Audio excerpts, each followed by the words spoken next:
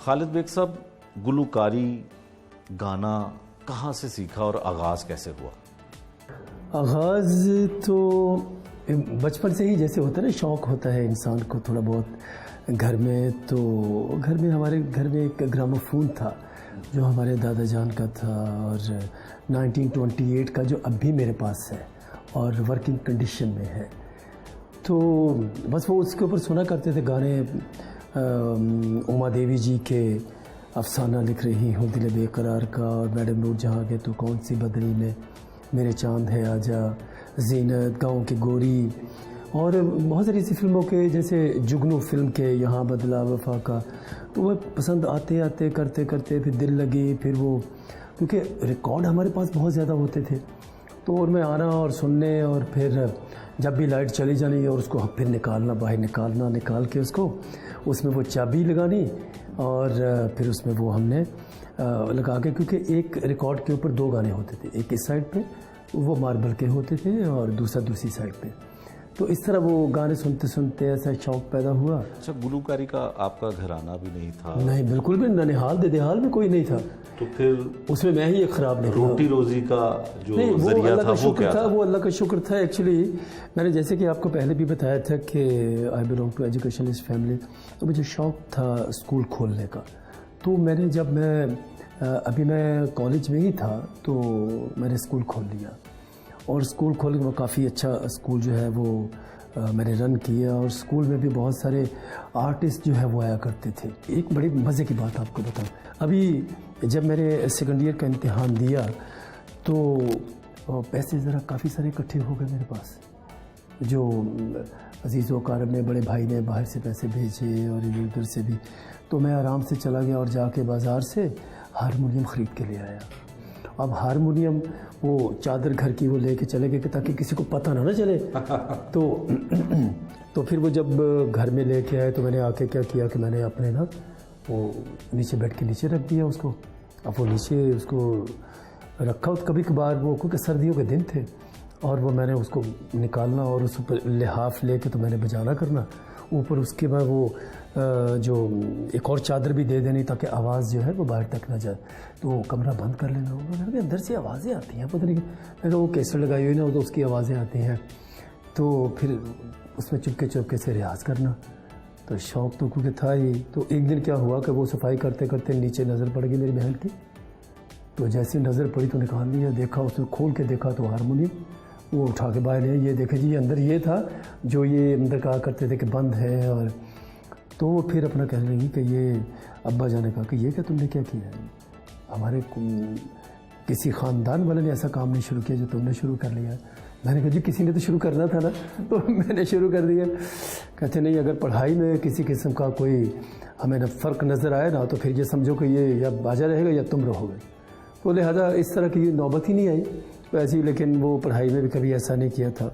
तो लिहाजा अच्छे तरीके से पढ़े भी, और पढ़ने के बाद फिर किया क्या? हाँ, उसके बाद फिर फिर मैं कभी कभार प्रोग्राम किया करता था, क्योंकि मेरी जॉब हो गई PIA में, तो मैं PIA चला गया। और फिर मेरी अच्छा, एक और मैट्रिक की आपको बात बताऊं। हमारे घर के पास अशफाक अहमद कादरी साहब रहा करते थे, जो पासपोर्ट ऑफिस में होते थे। तो उनके लेकिन ये बात है उस वक्त की जब मैंने मैट्रिक किया, वो हमारे अब्बा जान के दोस्त थे, तो उनके पास वो आया करते थे। तो मुझे कहते हैं कि यार तुम्हें इतना शौक़ है, तुम गाते भी बड़ा अच्छा हो। तो उस वक्त उम्र थी 16 साल जब मैट्रिक किया। तो आओ मैं तुम्हें ना खान साहब के पास लेके जाऊँ। मैंने कहा कौन से खान साहब? सलामत अली खान साहब के पास। अब हमें क्या पता सलामत अली खान साहब कौन है। उनके घर चले गए हम, रुस्तम पार्क में उनका घर था, उस्मानाबाद का इलाका है उसके पास। तो उधर चले, शाम 84 घराने के, और मेरे ख्याल में 1 and only सलामत अली खान साहब का नाम पूरी दुनिया में है। अब उनके बाद फिर उनके बच्चों ने, शफकत सलामत ने भी नाम बहुत बनाया। लेकिन अब मैं ये मैट्रिक की बात बता रहा हूँ। तो जब उनके घर गए तो उन्होंने कहा कि कादरी साहब ने कहा कि ये बच्चा है, इसको बड़ा शौक़ है गाने का, तो ज़रा इसको भी ज़रा हाथ फेर दीजिए इसके ना। तो उन्होंने कहा अच्छा बेटा कुछ सुनाओ। तो मैंने उनको गाना सुनाया फिल्म दीदार का, तो वो जब मैंने गाना देख लिया, मैंने किस्मत का तमाशा देख लिया। अब यकीन जानिए कि जब मैंने गाना सुना के तो मैंने उनकी तरफ देखा तो रो रहे थे, उनकी आंखों में आंसू। तो मैंने समझा शायद मैंने गलत सुना दिया है या क्या हुआ। तो मैं बड़ा घबराया हुआ था। तो उन्होंने पकड़ा, मुझे गले लगा लिया और कहने लगे बेटा तुम बहुत अच्छा गाते हो, किसी से सीखा? मैंने कहा जी नहीं, ये तो कुदरती तौर पे अल्लाह की तरफ से है। और फिर मुझे कादिर साहब ने कहा कि अब मैं मिलाने को, तो मैं तो जानता भी नहीं था आपको। तो आज मैंने देख ही लिया आपको हम टीवी पे ना रात को 11 बजे प्रोग्राम में देखा करते हैं। अच्छा तो बड़ा हंसना शुरू हो गए। तो फिर मैंने उनको सुनना भी शुरू किया, लेकिन उस वक्त उन्होंने मेरे सर के ऊपर और मेरे कांधों के ऊपर हाथ फेरा और तो कहा कि बेटा अगर ये इसी तरह रहोगे ना, मेहनत करते रहोगे कि तो एक दिन तुम बड़ा नाम कमाओगे। तो बस फिर अल्लाह ताला की देन थी। और तो खालिद साहब अब हमें आप क्या सुनाएंगे? अब जो आपका दिल करता है वो मसूद राना साहब का गाना मुझे बहुत अच्छा लगता है, हाले दिल आज उनको सुनाएंगे, तो वो आपको सुना दिया जाए। बिल्कुल। खालिद बेग साहब, मोहम्मद रफ़ी साहब को आपने गाया और वही गाने उनके आपकी पहचान बने, इसकी वजह क्या है? अब एक्चुअली बात यह है कि लोगों के दिलों में उनके गाने तो ऑलरेडी पहले ही छाए हुए थे। अब हर शख्स की आपको पता है कि कोई ना कोई कमज़ोरी तो होती है ना, या उनकी कुछ यादें वाबस्ता होती हैं अपनी वो उन पुराने गानों के साथ। और जब उनको पुराने गानों को फिर हमने दोबारा इनको किया तो फिर वो उनको वही अपना वक्त याद आ गया। और जब वक्त याद आया तो उनको अपना मुझ में वो मोहम्मद रफ़ी साहब को देखना शुरू कर दिया उन्होंने, कि उनका क्योंकि उनके अंदाज़ को और वो तमाम चीज़ों को तो कोशिश तो की हमने कि हम मुकम्मल उनको अपना के और फिर उन्हीं की तरह वो गायकी अपना की जाए। गो के हम वैसा नहीं गा सकते ना हम, बल्कि उनकी हम जो पाँव की जो अपना ज़मीन कहेंगे हम वो भी नहीं है। तो रफ़ी साहब के आपको कितने गाने याद होंगे? अब इसकी तादाद बताना तो मुश्किल है, लेकिन यह है कि काफ़ी याद है, बहुत याद है। बल्कि मुझे याद आ गया, मैं चंडीगढ़ में टैगोर थिएटर में प्रोग्राम कर रहा था, तो बाकी सब लोग तो वहाँ उनके हाथ में डायरी या कागज़ होता था, तो मैंने तकरीबन 22-23 गाने गाए और सब इसी तरह। और उसके थिएटर के बाहर जो बड़ी बड़ी स्क्रीन्स लगी हुई थी, तो वहाँ एक अम्मा जी खड़ी हुई थी। तो वो जब प्रोग्राम करके हम बाहर निकले तो अम्मा जी ने पकड़ के मेरा माथा चूम लिया। तो बस इस तरह की ये होता है कि हम जहाँ भी जाते हैं वो, लेकिन ये कि वो बात का डायरी रखी भी होती है आगे, बात का तो हो जाता है, इंसान है, हम भूल भी सकते हैं, तो लेकिन यह है कि वो डायरी होती है साथ। तो लेकिन कभी ख़ास इतनी ज़रूरत नहीं। कोई पंजाबी गाने भी आपको याद हैं, पाकिस्तानी कोई? मसूद राना साहब का आप गाया? हाँ, मसूद राना साहब के गाने मुझे काफ़ी सारे याद हैं, क्योंकि वो भी मोहम्मद रफ़ी साहब को ही फॉलो करते थे, उन्हीं को ही अपना उस्ताद मानते थे। और मेरी एक्चुअली इन सब से मेरी मुलाकातें रही हैं, क्योंकि PIA में जॉब की तो ये सभी लोग वहाँ पे आया करते थे। मुनीर हुसैन साहब भी आया करते थे, मैडम नूर जहाँ तो बड़ा मुझसे प्यार करती थी। जब भी उन्होंने आना तो उन्होंने कहना अच्छा वो जो सोना मुंडा उन्होंने कितने गए हो, तो वो फिर माना मेरा अच्छा सुना मेरा गाना जो वो मैं फिल्म का गाया सी, पुरानी फिल्म का, एडी तेरी उम्र कितनी है? मैं कहा मैडम उम्र तो मेरी 22-23 साल है। तो गाने एडे पुराने 1942 की फिल्म ख़ानदान के गाने तो मैं सारे याद हैं। मैं कहा जी मैडम मुझे शौक़ है और मैं आपको सुनता हूँ शौक़ से, इसलिए मुझे पुराने गाने आपके बड़े अच्छे लगते हैं। तो फिर उन्होंने गाने सुनने मुझसे वहाँ बैठ के, जब तक फ़्लाइट नहीं जाती थी तो उनके पास ही बैठे रहना, गाने सुनाने, उनको बड़े इंजॉय करते थे हम। तो अब हमें क्या सुना रहे हैं आप? आपको उनका मसूद राना साहब का पंजाबी गाना सुना देते हैं, आशिकां तो सोना मुखड़ा लुकाना।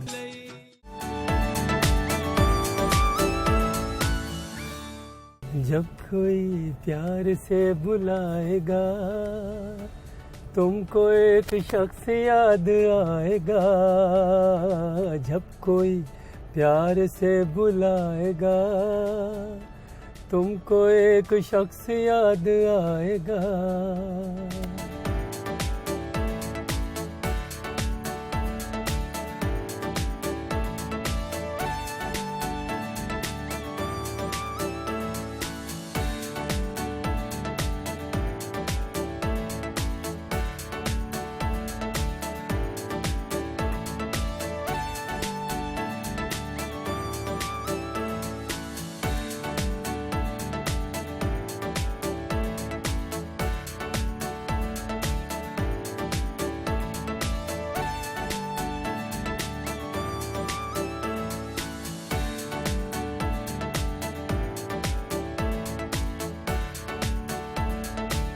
अपनी साथी गुलकारा मारिया मीर से मिलने पहुंचे।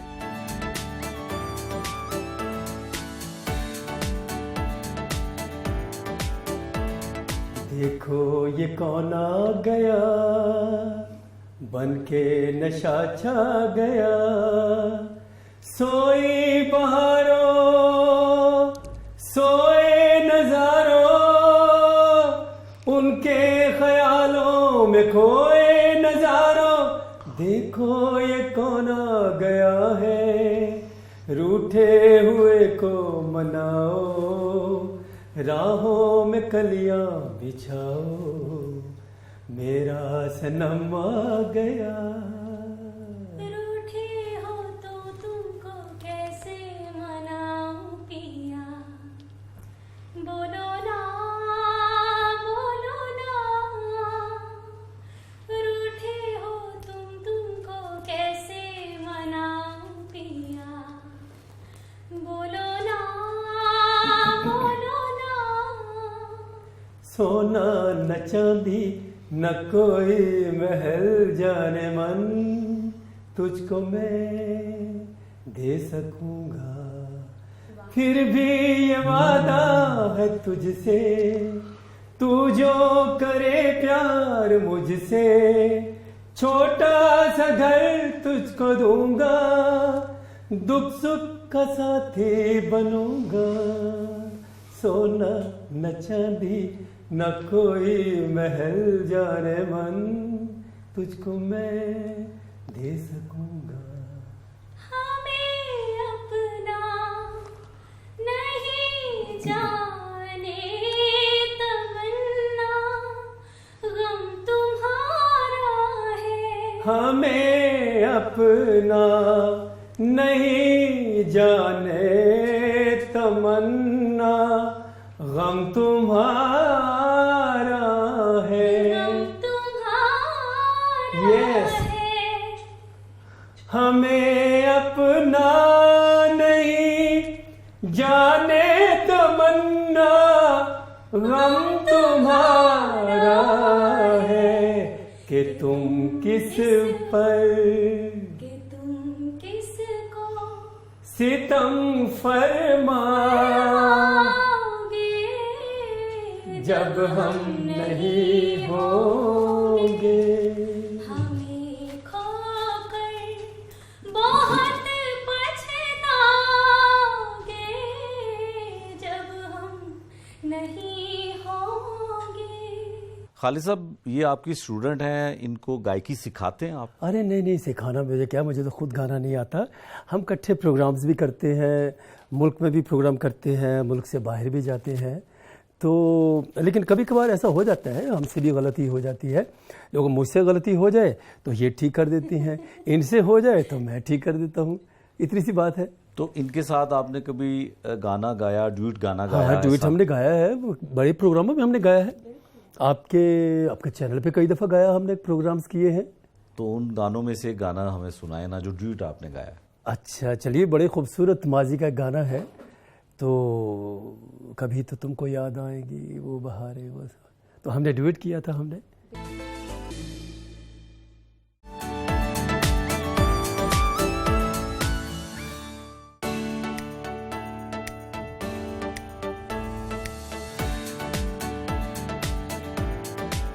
डाइनिंग टेबल पर मशहूर अदाकार जुल्करनैन हैदर, अशरफ खान और अब्दुल बासित खान से मुलाकात हुई।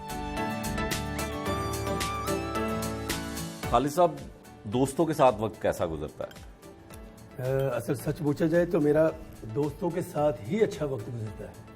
अच्छा, ये अक्सर कहते हैं, दोस्त होता नहीं हर खिलाने वाला।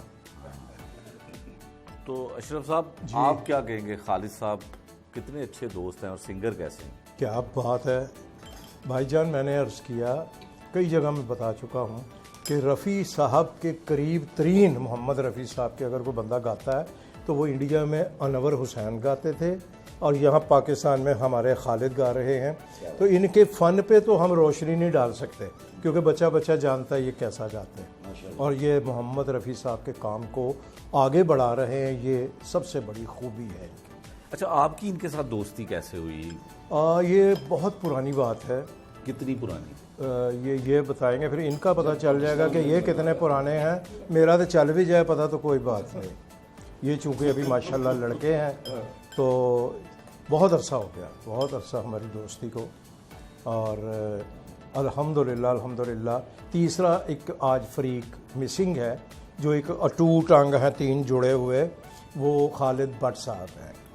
जी, आज वो मसरूफियत शहर से बाहर है इसलिए वो आ नहीं सके। तो इंसान बहुत अच्छे हैं और उन्होंने कहा ना खिलाने वाला, ये खिला के खुश होते हैं। आप बता रहे थे बासित साहब की तरह है ये भी। आप बता रहे थे कि इनकी दोस्ती आपके साथ कैसे हुई? दोस्ती तो जाहिर है उम्रों का तो बड़ा फ़र्क है यार, वो दोस्ती तो नहीं हो सकती ना, क्योंकि यार तेरा वो नहीं है। लेकिन रिस्पेक्ट वाली किसके दोस्ती साथ करते हैं आप? वैसे पूछ रहा हूँ कि मेरे जो मैं तो आपके साथ भी कर लेता हूँ। मेरे साथ तो बहुत करते हैं। देख के करना पड़ता है ना कि अपना हम उम्र कौन है। तो जनाब ये इनसे दोस्ती वाकई बहुत पुरानी। मुजाहिद भाई, गुजारिश ये है कि अभी आपने अशरफ भाई से भी पूछा कि कितने अरसे से और कितने सालों से है दोस्ती, और मेरा ज़ाती ख्याल ये है दोस्ती के बारे में कि या तो 5 मिनट में सदियां गुजर जाती हैं और या सदियों में भी कोई अपना नहीं होता। तो ये तो वो बागो बहार शख्सियत हैं। और मेरा ख्याल है कि कुछ नहीं तो कम से कम 20 साल से तो मैं जानता हूँ इनको। अरे वाह, ठीक है ना जी। उसके बाद ये कि कई एक प्रोग्रामों में मेरे प्रोग्राम किए, उन्होंने कंपेयरिंग मैंने की, तो मैंने ऑनर एक जुमला कहा था इनके लिए, जो मुझे खुद मैंने अपनी तरफ से दानिशमंदी की और मैं बड़ा काबिल बना। तो मैंने जुमला कहा, मैंने कहा कि शक्ल इनकी मिलती है दिलीप कुमार साहब से और आवाज़ इनकी मिलती है मोहम्मद रफ़ी साहब से।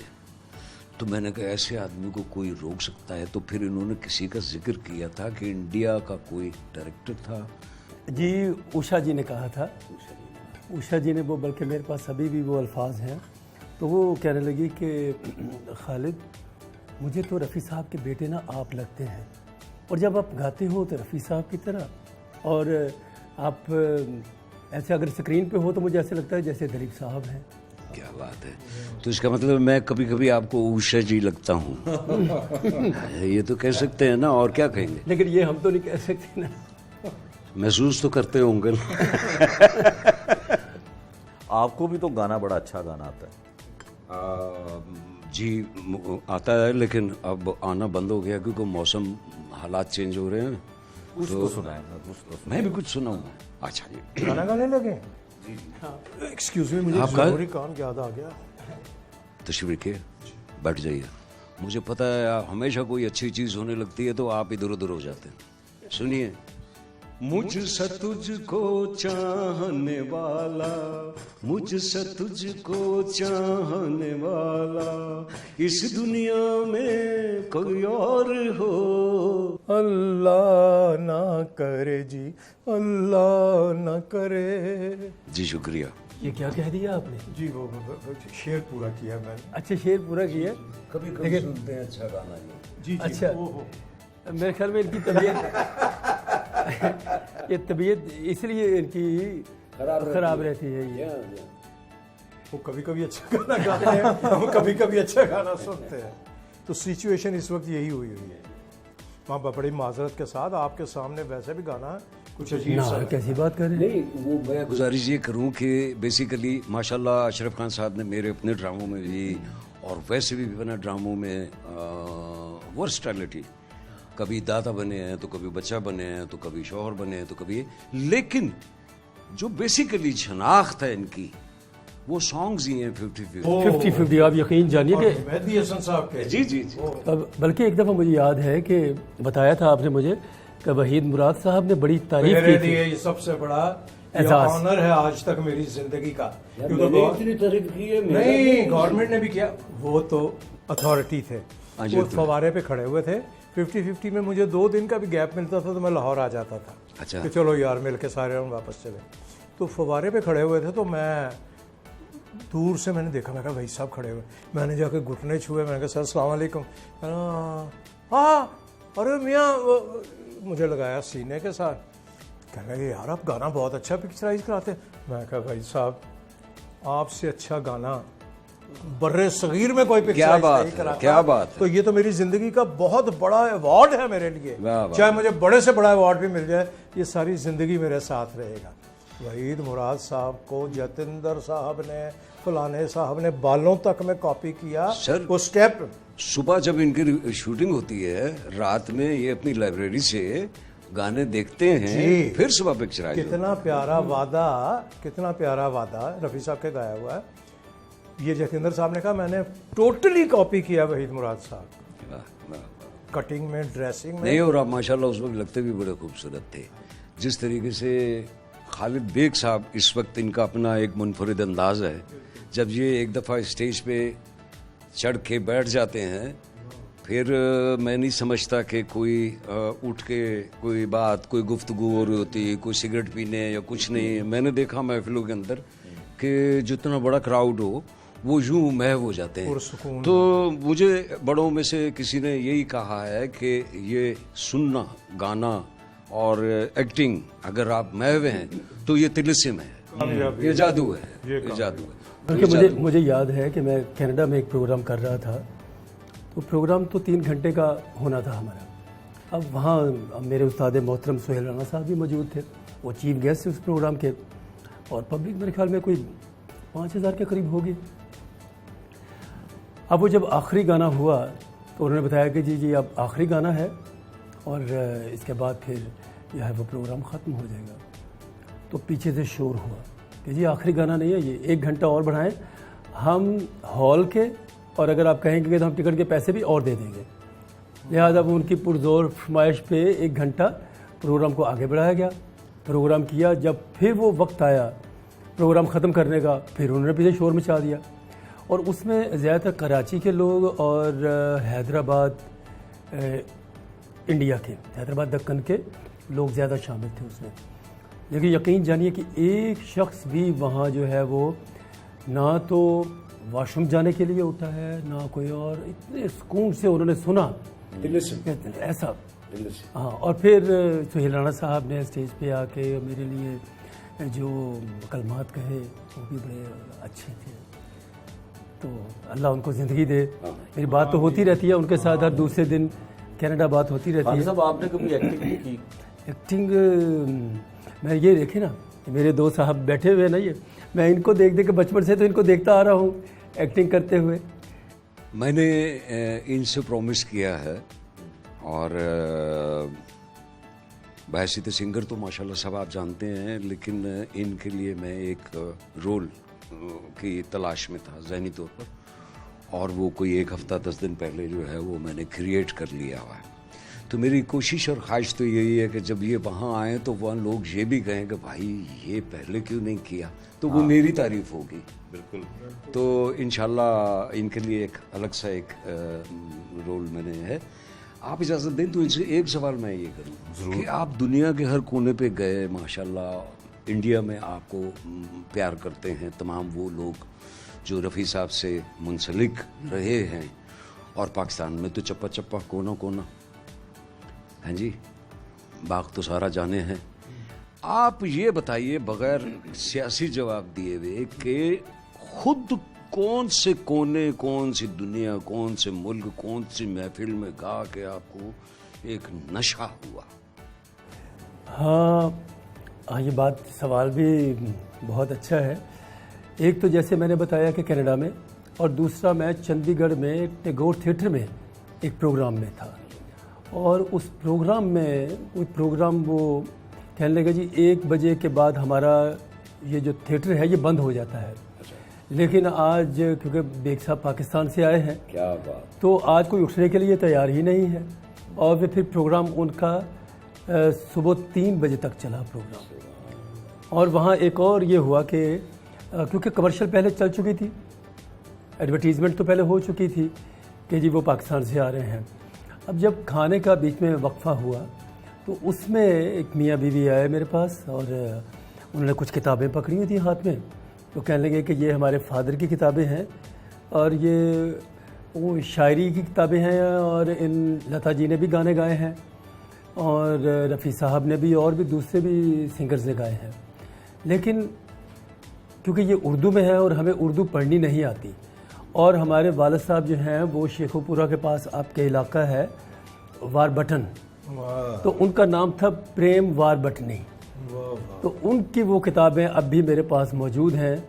वो 3 किताबें उनकी शायरी की जो कि उन्होंने मुझे दी थी। कभी ऐसा हुआ कि कहीं कभी हॉल में से कोई ऐसा भी एक आया हो कि चलो ये बस करो ये, कभी ऐसा सच्ची सच्ची? बल्कि मेरे ख्याल में कभी भी ऐसा नहीं हुआ, बल्कि उन्होंने कहा कि बस नहीं करना। अच्छा चलें, बल्कि मुझे एक दफ़ा याद है कि हम प्रोग्राम रखते हैं, एक दफ़ा मुझे याद है, हम बैठे हुए थे, आप बल्कि आप सब तो जानते ही हैं, हम लोग आगा जिये गुल के घर में थे, तो उनके बेटे भी थे, सज्जाद साहब भी, शहजाद साहब, और कुछ फैमिलीज आई हुई थी, कोई 40-50 के करीब लोग थे। तो हम उसमें ज़ेबा बेगम साहब भी आ गई, और वो प्रोग्राम मैंने तकरीबन 7 घंटे में गाता रहा। 9:30 प्रोग्राम शुरू हुआ और सुबह अजानों तक, फिर मैंने बंद किया। मैंने कहा अब तो अजानें भी हो गई हैं, तो अब मुझे इजाज़त दीजिए। तो ज़ेबा बेगम साहबा ने अपना यकीन जानिए अपने खूबसूरत कलमात से भी नवाजा, और आगा जी गुल के साहब की जो वाइफ थी नादरा साहिबा, शहजाद साहब और दूसरे लोगों ने भी बड़ा सराहा उस प्रोग्राम को, क्योंकि चंद लोग थे और उसमें फरमाइशें थी, और वो प्रोग्राम भी बहुत अच्छा प्रोग्राम था। मुजाहिद भाई, आप इनसे ये पूछिए कि ये जिस तरह बताया कि 7 घंटे और 9 घंटे और 11 घंटे, और मेहदी हसन साहब ईस्ट पाकिस्तान में जब तशरीफ लेके गए और वो रात 9 बजे शुरू हुए हैं, तो दिन के 1 बजे तक उठने नहीं दिया गया। तो ऐसे मौके पर कुछ ज़रूरियात भी होती हैं जिनमें उठना पड़ता है, जाना पड़ता है सिंगर को, वो क्या करते हैं? हाँ बस वो, लेकिन मेरा नहीं ख्याल।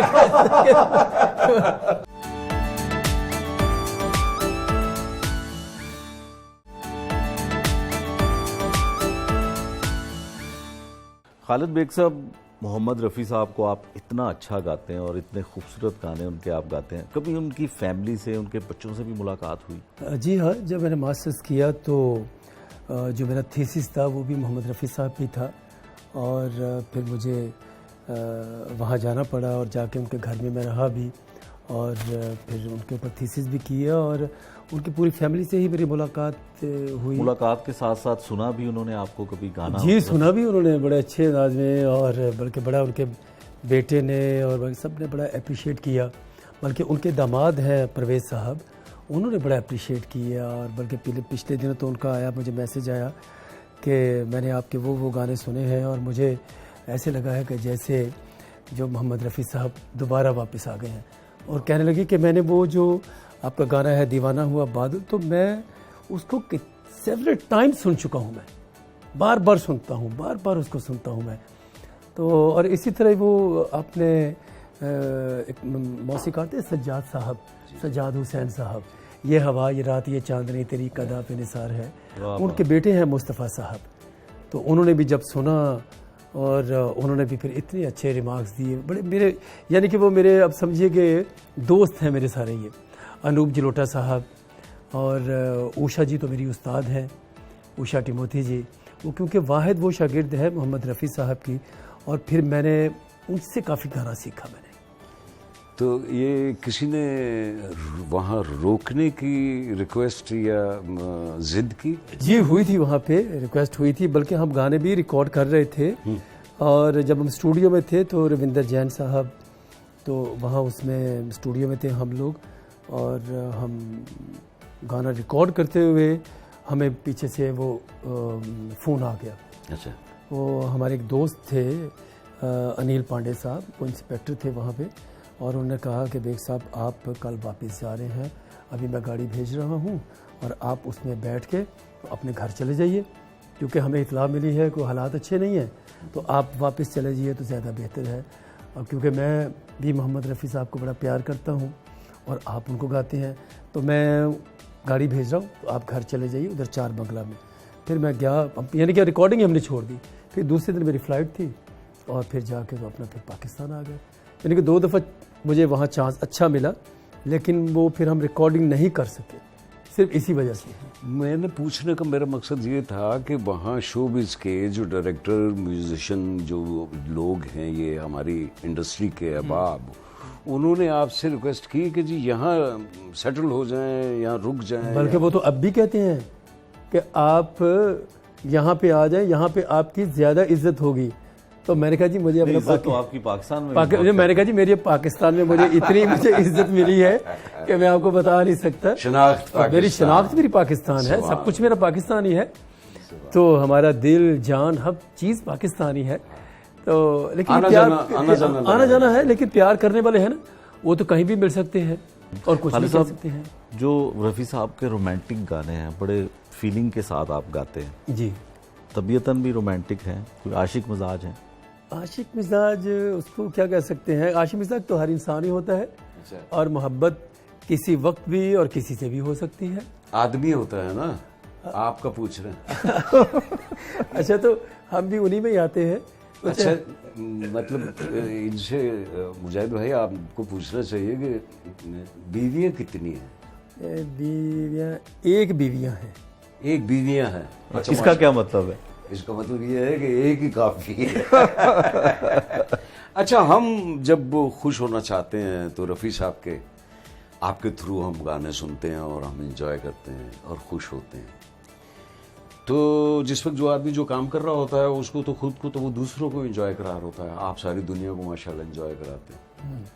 तो आपने जब खुश होना होता है तो आप क्या करते हैं? क्या कैसे खुशी लाते हैं? दिल को कैसे बहलाते हैं? उसका इजहार मैं कर दूं आपको? जी आज बता दूं आपको? प्लीज। चलिए बता देते हैं। वो गाने की शक्ल में होगा? गाने की शक्ल में? चलिए गाने की शक्ल में कर देते हैं।